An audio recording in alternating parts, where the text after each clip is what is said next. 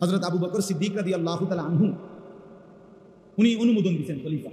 এখন প্রশ্ন হয়েছে, এই যে ভারী কাজটা, এত বড় প্রকল্প, লক্ষের চাইতে বেশি সাহাবীর থেকে সবগুলো সংগ্রহ করা, সবগুলোকে যাচাই বাছাই করা, আবার এগুলোকে আপনার একত্রিত করা, অনেক বড় কাজ। এটা কি ছোটোখাটো একটা কাজ? একটা রোড স্যাংশন হইলে এইটা আপনার কন্ট্রাক্টর পর্যন্ত, কাম শুরু পর্যন্ত কত ফাইল, কত সিস্টেম, কত কিছু ঘুরাই, ঠিক না? নাকি বস্তাত করে টাকা আইনে এটা শুরু করে দেয়। অনেক কিছুর প্রসেসিং পরে গিয়ে এটা কি হয়, কাজটা শুরু হয়।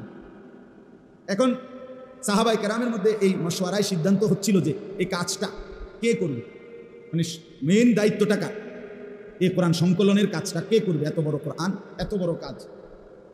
হযরত আবু বকর সিদ্দিক রাদিয়াল্লাহু তাআলা আনহু তখন ওই নবীজির জামানায় যারা যারা কোরআন শরীফ লিখত, মানে নবীজি লেখাইতেন যা করে দিয়া, এর মধ্যে সবচেয়ে বেশি লেখছেন যিনি, তিনি ছিলেন সবচেয়ে কম বয়সী, লেখছেন বেশি, হযরত যায়েদ ইবনে সাবিত রাদিয়াল্লাহু তাআলা আনহু।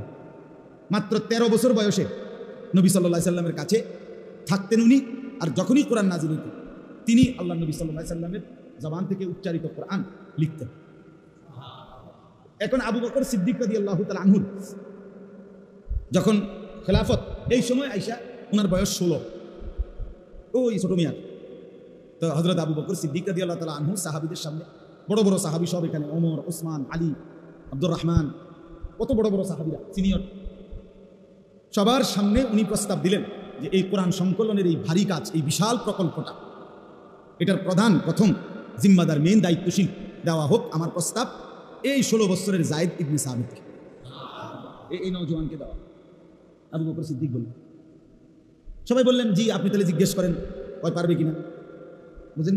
তো ওনারে ডাক দিছে, ডাক দিয়ে আইনা বসাইয়া হযরত আবু বকর সিদ্দিক রাদিয়াল্লাহু তাআলা আনহু জিজ্ঞেস করলেন, যায়েদ, পুরো বিষয়টা তো বললেন যে কোরআনুল কারীমকে সংকলন করতে হবে, একসাথ করতে হবে, যত সাহাবীর কাছে যা আছে সব আনতে হবে, প্রত্যেকটা আয়াত লিখিত মিলাইতে হবে, একাধিক কপি, আবার সাহাবীরা যারা মুখস্থ পারে তাদের স্মৃতির লগে মিলাইতে হবে, ওনারা পড়বে তুমি মিলাইবা, ওনারা পড়বে, এটা কোনো খামখেয়ালি কথা না। এই পুরা প্রকল্পটা বাস্তবায়ন করা, কোরআন সংকলন করা, এই কাজের প্রধান তোমাকে বানাইতে চাই, আমার প্রস্তাব, তোমার কি খেয়াল, তুমি পারবে না? হাদিসে স্পষ্ট আছে, আমরা নিজে পড়ছি। ওই 16 বছরের নওজোয়ান যুবক তিনি মুচকি হাসি দিয়ে বললেন, আমিরুল মুমিনিন, আপনি কি বললেন? আপনি যদি বলেন সামনের এই পাহাড়, এই হাতের ইশারা দিয়ে বলছে যে এই পাহাড়টাকে যদি বলেন আমাকে এখান থেকে কাইটা আরেক জায়গায় স্তূপ দিতে, আমি তো সেটাও পারি। লাউ নাকালতু হাযাল জাবাল মিন মাকানিন ইলা মাকান ফাআলতু হাযা, আমি পারুম, আমি নওজোয়ান না, আমি পারুম না। তো মানে যুবক করবে না তো করবেটা কে? নওজোয়ান করবে না তো কে করবে? বুঝেন নাই কথা? হিম্মতটা দেখছেন কি করবে? একটা পাহাড়ে তো কমপক্ষে 200 কেজি মাটি হয়, ঠিক না? বুঝেননি আপনি? তাইলে উনি বলছেন, অর্থাৎ উনি ওনার হিম্মতটা বুঝাইছেন, অহংকার মানে যুবকের হিম্মতটা কি, যে আমি চাইলে তো পারবো না কেন, কষ্ট করা, মেহনত করা, আর সারাদিন সারা রাত এই কাজটার জন্য জীবন কোরবানি করা, এটা তো আমিই করবো, আমার জন্যই তো সাধী, কারণ আমি নওজোয়ান। যুবকের মধ্যে অসম্ভব শক্তি, নওজোয়ান গড়লেও দারুণ গড়তে পারে, নষ্ট করিলেও একদম নষ্ট করে দিতে, বসলে একদম পচা যায়, আর যদি সাজায়া জড়ে নিজেকে আল্লাহর আরশের নিচে ছায়া পায়। নবী সাল্লাল্লাহু আলাইহি সাল্লাম বলেছেন, হ্যাঁ, 7 ধরনের ব্যক্তি আল্লাহর আরশের নিচে জায়গা পাবে হাসরের ময়দান। তার মধ্যে 7 ধরনের মধ্যে 2টাই যুবক। একটা হলো যে যুবক শাবুন নাশাআ ফি ইবাদাতিল্লাহ, যে তার যৌবনকাল আল্লাহর বন্দেগীতে কাটে। 2 রাজুলুন দাআতহু ইমরাআতুন যাতু মানসাবিন ওয়া জামালিন ফাকালা ইন্নী আখাফুল্লাহ, ওই যুবক, ওই পুরুষ, ওই সামর্থ্যবান যুবক যাকে সুন্দরী, রূপসী, বংশিয়া, বংশেও বড়, চেহারা সুরত, রূপে গুণেও সুন্দর, এমন সুন্দরী বংশিয়া নারী মেয়ে তাকে জিনা ব্যভিচার, অবৈধ প্রেম ভালোবাসার দিকে ডাকছে, আর সেই যুবক, সেই পুরুষ উচ্চ কণ্ঠে বলে উঠছে, না, আমি আল্লাহকে ভয় করি। আল্লাহ নবী সাল্লাল্লাহু আলাইহি সাল্লাম, আল্লাহ তাআলা সাথে সাথে আরশে আজিম থেকে ঘোষণা করে, যুবক, আমি তোকে আমার পাশে বসতে দেব, হাসরের ময়দানে তুমি আমার পাশে বসো, আমার আরশের ছায়ায় বসো। এই একজন বিশ্ববিখ্যাত বুজুর্গ ছিলেন হযরত মালিক ইবনে দিনার রাহমাতুল্লাহ আলাইহি, উনি বলতেন ইন্নামাল খায়রু ফিশ শাবাব, কল্যাণ, সমৃদ্ধি, খায়ের যত কিছু সব যুবকের মধ্যে, যৌবনের মধ্যে। এই জন্য নওজোয়ান ভাই আমার, কাজে লাগাইলেও এটাই হায়াত, নষ্ট করে দিলেও এটাই হায়াত। এই রাতও আর ফিরবে না, দিনও আর ফিরবে। 24শে জুলাই 2024 রোজ বুধবার, পৃথিবীতে আর কোনো দিন এই শিরোনাম হবে না। হবে কি? আগামী বছর 24শে জুলাই হবে, কিন্তু সেটা 25 সাল। আগামী সপ্তাহে বুধবার আসবে, কিন্তু সেটা 24 তারিখ। হুবহু এই শিরোনাম আর হবে আর হবে না। কোনো রাত আর ফিরে না, কোনো দিন আর ফিরে না, কোনো ঘন্টা আর ফিরে না, কোনো সেকেন্ড আর ফিরে না। ইউকাল্লিবুল্লাহুল লাইলা ওয়ান নাহার, আল্লাহ বলেন আমি রাত্র দিন পরিবর্তন করে থাকি। হুয়াল্লাযী জাআলাল লাইলা ওয়ান নাহারা খিলফাতান, আল্লাহ বলে রাত আমি বানাই, দিন আমি বানাই। খিলফাতান পর্যায়ক্রমে, বাই সিরিয়া, বাই রোটেশন, একবার রাত একবার দিন, একবার রাত একবার দিন। এই যে রাত দিন রাত দিন রাত দিন, আল্লাহ বলে এটা আমি বানাই। কে বানায় বলে? আর ফিরবে না, আর ফিরবে না।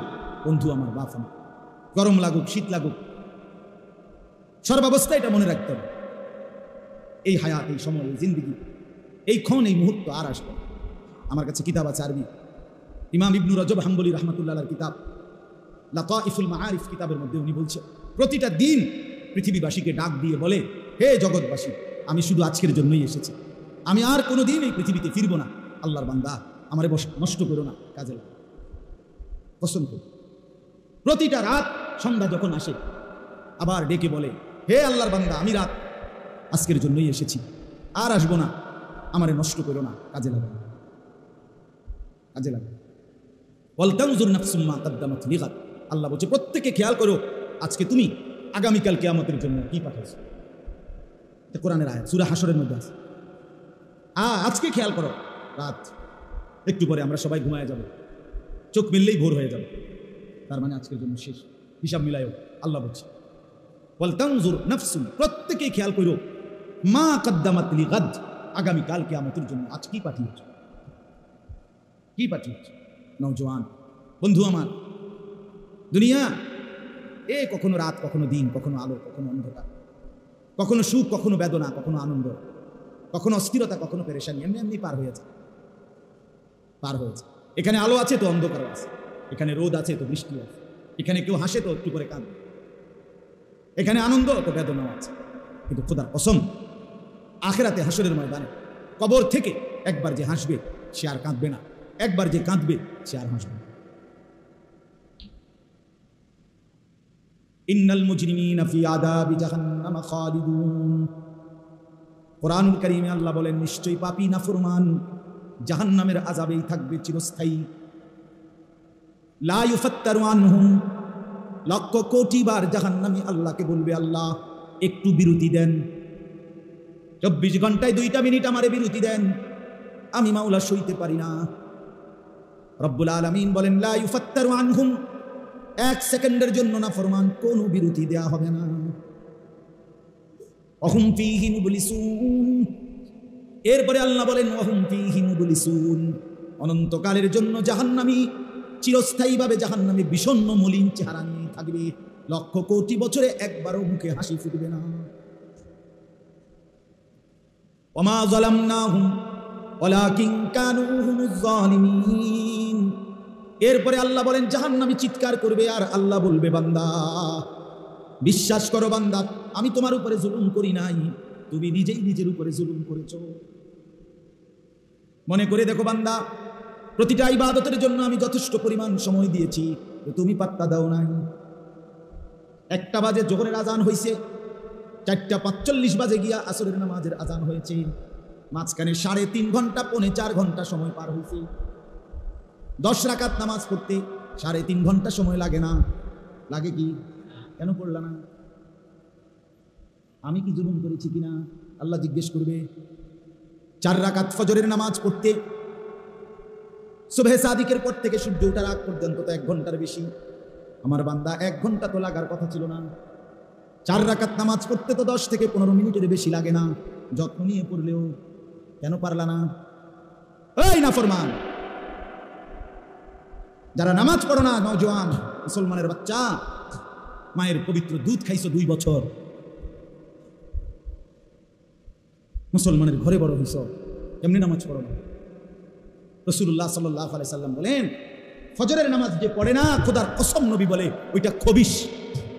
বেটা তুই খবিশ, খবিশ, খবিশ বেটা, যে ফজরের নামাজ এটা খবিশ, অপদার্থ, এটা কাসলান, এটা অলস, অপদার্থ, ধ্বজভঙ্গ, এটা ফালতু।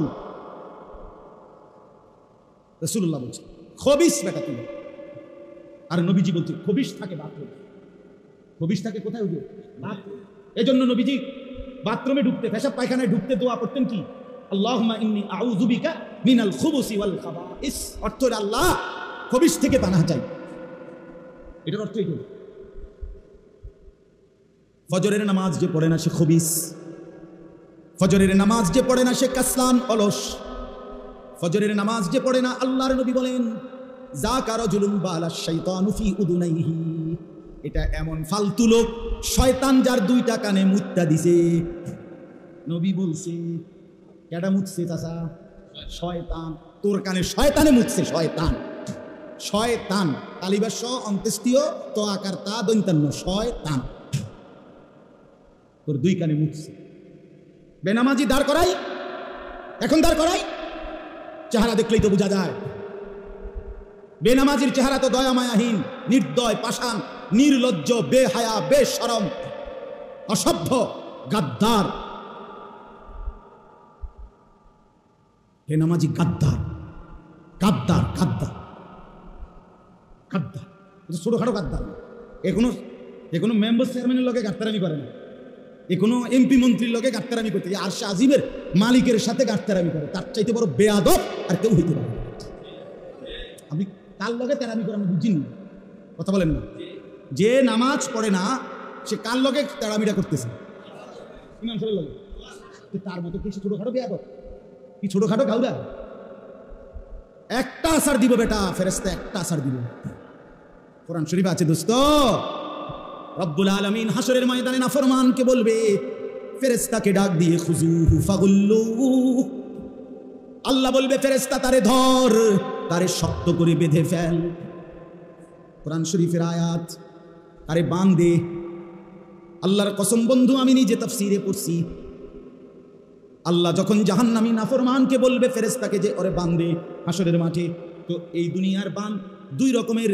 একটা হলো খুজুহু ফাগুল্লু,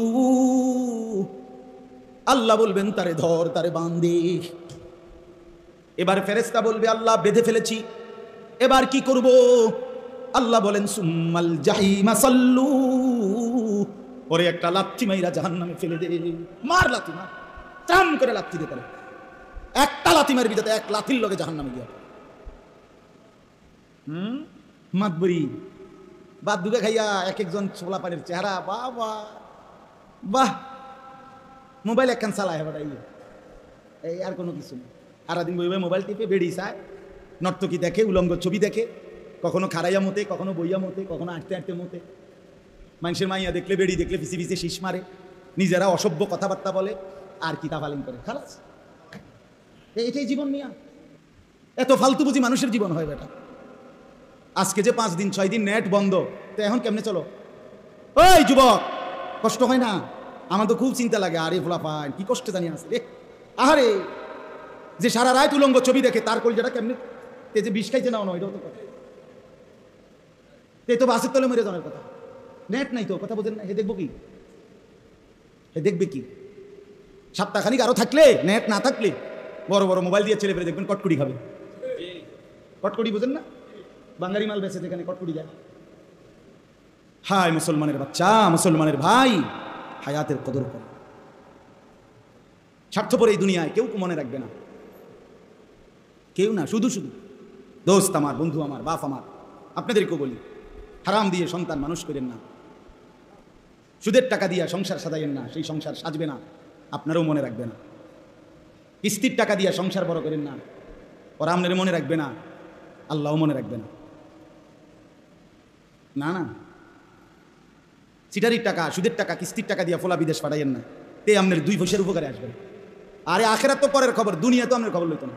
বৃদ্ধাশ্রমে পাঠাই দিবে। বাংলাদেশে খুব বেশি বৃদ্ধাশ্রম বাড়তেছে, আমি দেখতেছি। গত 3 দিনের মধ্যে 2খানে দেখছি, 4তলা বিল্ডিং, বিরাট বিরাট বৃদ্ধাশ্রম হইতেছে। এটা অশনি সংকেত, এটা রেড সিগন্যাল। ছেলে পেলে অল্প সময়ের ব্যবধানে দেখবেন আব্বা মারে, তো আব্বা কোনো অসুবিধা হইতো না, আপনার টাকা যা লাগে মাসিক আমি জমা দিয়ে যাবো, খানা দানা এখানে পেশাব পায়খানা সব অসুবিধা নাই, 3 বেলা খানা পাবেন টাইমলি। কথা বুঝেন নাই? আশ্রমে, বৃদ্ধাশ্রমে দিয়ে আসো। এই বাংলাদেশে দেখেন, তখন বুঝবেন, তখন মনে পড়বে, হায় সন্তান, তোর জন্য আমি কত রাত বিনিদ্র কাটাইছি, তোরে বড় করতে গিয়ে আমি হালাল হারাম কিছুই বাঁচি নাই, আমার মালিকের একটা সেজদা দিবারও টাইম পাই নাই, নিজেকে ভুলে সংসার গড়তে চেষ্টা করছে। আজ আর সংসারের কেউ আমার মনে রাখে, স্বার্থপর এই দুনিয়া। সামনের সিএনজি অ্যাক্সিডেন্ট করে 3 জন মরে গেল, পিছনের সিএনজি থামে না, সে পাশে দিয়া চলে যায়।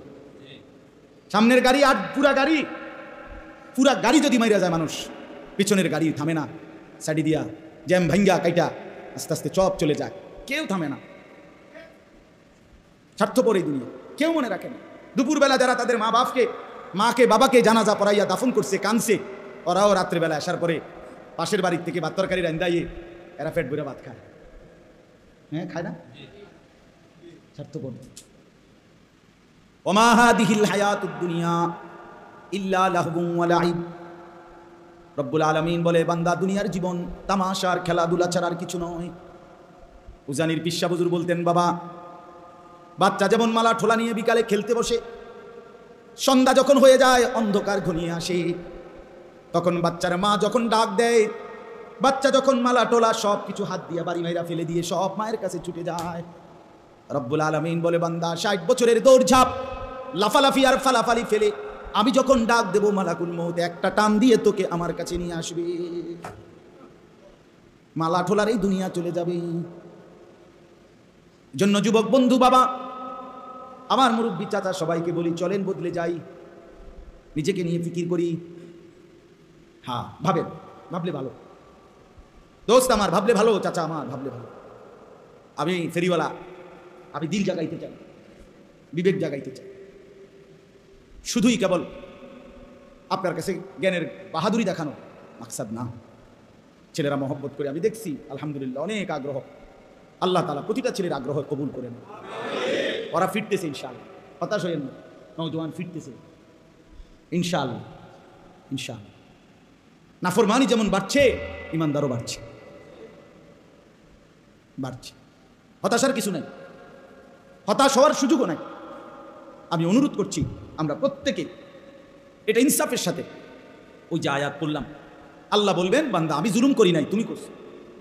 আমি হায়াত দিছি, সময় দিছি, আমি রাত দিছি, দিন দিছি, আমি সকাল দুপুর বিকেল আমি দিয়েছি। আমি সকাল না দিলে ফজর পড়বে কেমনে, এই জন্য আমি সকাল দিছি।